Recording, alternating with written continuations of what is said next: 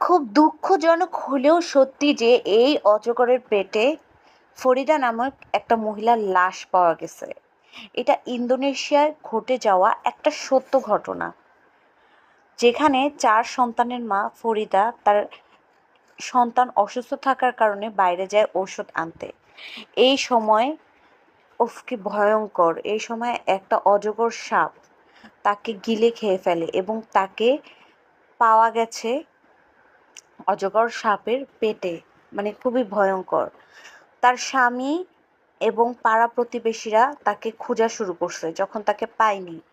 এই যে এটা হচ্ছে সংবাদ মাধ্যমে যে নিউজ দিয়েছে সেটার আমি একটা স্ক্রিনশট দিলাম।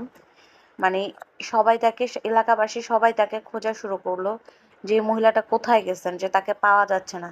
তখন তার স্বামী জঙ্গলে দেখে একটা সাপ, অজগর সাপ, যে অজগর সাপটা কিনা